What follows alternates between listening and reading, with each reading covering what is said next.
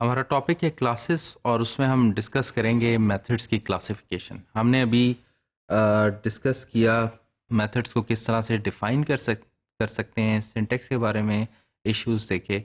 अब हम उनको क्लासिफाई किस तरह कर सकते हैं डिफरेंट मेथड्स को। तो सबसे पहले जो मेथड्स में क्लासिफिकेशन होती है, सबसे पहले म्यूटेटर्स आते हैं।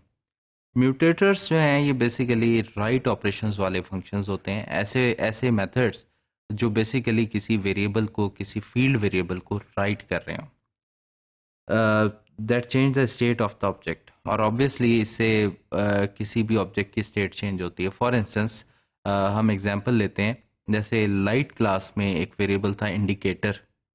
इंडिकेटर में अगर ट्रू था तो इट मींस लाइट ऑन है, और इंडिकेटर में अगर फॉल्स है तो लाइट ऑफ है। लेकिन अगर हम एक म्यूटेटर फंक्शन लिखते हैं जो कि इंडिकेटर की वैल्यू को राइट करता है, और ऑलरेडी उसकी वैल्यू फॉल्स है और वो उसे राइट करके ट्रू कर देता है, तो इट मींस कि ऑब्जेक्ट की स्टेट चेंज हो गई, कि लाइट जो है वो ऑन हुई हुई है।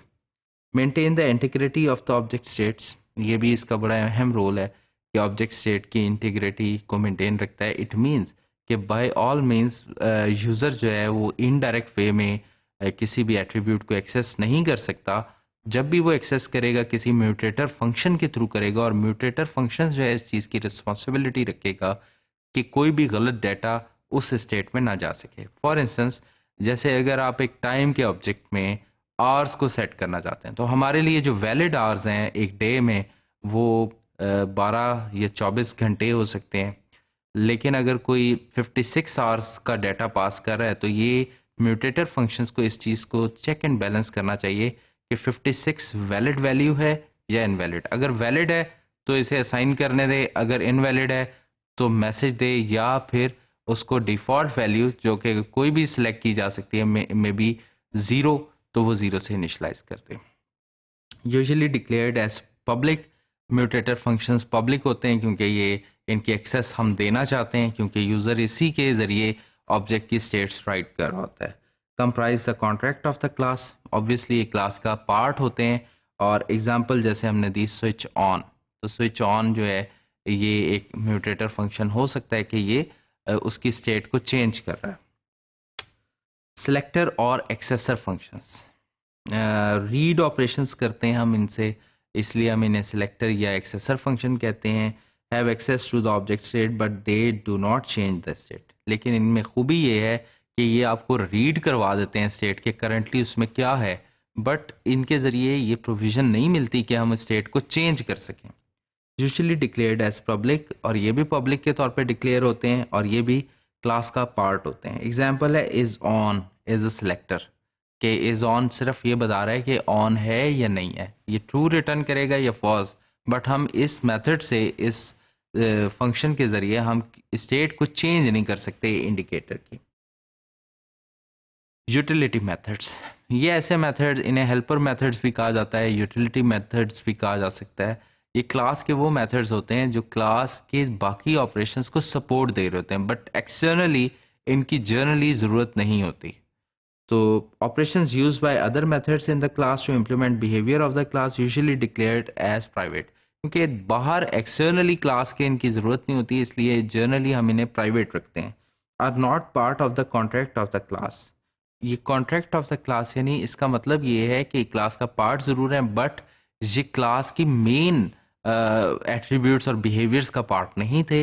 ये हमें किसी मेथड की इम्प्लीमेंटेशन के लिए रिक्वायर्ड थे, तो यहाँ पर ये ज़रूरी था। तो ये इम्प्लीमेंटेशन के लिए रिक्वायर्ड थे, बट हमारे एनालिसिस में ये आइडेंटिफाइड नहीं होते। एग्जाम्पल है यहाँ पर क्लाइंट क्लास है, क्लास क्लाइंट, इसमें मेन मेथड मौजूद है, लाइट का एक ऑब्जेक्ट बनाया हमने, और then light dot switch on message call है बेसिकली ये स्विच ऑन को। तो switch on is a method call, और then light is the reference that refers to the object and that is to receive the message. Dot separates the reference from the method name. तो ये object oriented में एक approach है कि जब भी आप किसी फंक्शन को कॉल करते हैं तो पहले आप ऑब्जेक्ट का नाम, फिर डॉट ऑपरेटर और फिर फंक्शन का नाम लगाते हैं। Switch on is the name of the method that must be defined in the class of the object. इसका मतलब लाइट क्लास में स्विच ऑन का मेथड लाजमी होना चाहिए। और parenthesis indicate the actual parameter list with values that the method can use. इस case में हमारे कोई पैरामीटर्स नहीं है तो हम इसे क्या कहेंगे, इसे हम void कहेंगे, यानी पैरामीटर लिस्ट नहीं है, इसमें empty है।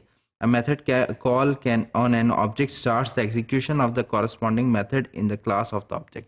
जैसे ही हम ये कॉल लिखते हैं तो उस corresponding method में एग्जीक्यूशन स्टार्ट होगी और उस मेथड में जो कुछ लिखा है वो परफॉर्म होगा।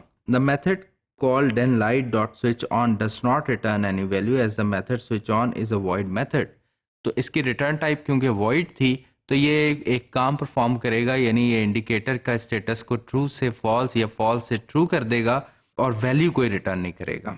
और फर्दर क्लाइंट क्लास की फर्दर एग्जांपल कि यहाँ पर आप देख सकते हैं कि लाइट फ्लैग एक वेरिएबल डिक्लेयर किया और देन लाइट इज ऑन, जो वैल्यू रिटर्न कर रहा है वो लाइट फ्लैग में आ रही है। अगर लाइट फ्लैग ट्रू है तो ये system.out.println then light is on, otherwise system.out.println then light is off। और then light dot set location the den, तो आप then light की लोकेशन भी सेट कर सकते हैं, यहाँ से पैरामीटर पास कर रहे हैं। तो यहाँ से इसकी जो एक्सप्लेनेशन है वो ये है कि on is another method call, और ये क्या कर रहा है, ये क्लास लाइट के अंदर डिक्लेयर होना चाहिए। ये रिटर्न करता है बूलियन टाइप का स्टेटस इंडिकेटर का। और सेट लोकेशन एक और मेथड है लाइट क्लास में, और ये एक्सेप्ट करता है एक स्ट्रिंग, और उस स्ट्रिंग को is a method call with one actual parameter. तो ये एक एक्चुअल पैरामीटर जो है द den जो आप इसमें पास कर रहे हैं, और the actual parameter the den is match with the corresponding formal parameter string location. तो यहाँ से जो एक्चुअल पैरामीटर पास किया जा रहा है उसकी टाइप फॉर्मल पैरामीटर से, जहां फंक्शन डिक्लेयर हुआ है उसके हेडर में जो आपने पैरामीटर रखा है उसे हम फॉर्मल पैरामीटर कहते हैं, उसकी टाइप से मैच होना लाजमी है। अगर ये मैच होता है तो फंक्शन कॉल होगी और ये वैल्यू जो आप एक्चुअली पास कर रहे हैं ये फॉर्मल पैरामीटर में असाइन हो जाएगी, और असाइन होने के बाद ऑब्जेक्ट की स्टेटस जो लोकेशन है वो अपडेट हो जाएगा दी den से। तो होपफुली आपको इसमें जो है डिफरेंट तरीके से हमने क्लासिफिकेशन देखी फंक्शंस की, डिफरेंट फंक्शंस की, कि किस तरह से आप म्यूटेटर फंक्शंस बना सकते हैं, किस तरह से आप एक्सेसर फंक्शन बना सकते हैं, यूटिलिटी फंक्शंस का क्या रोल है।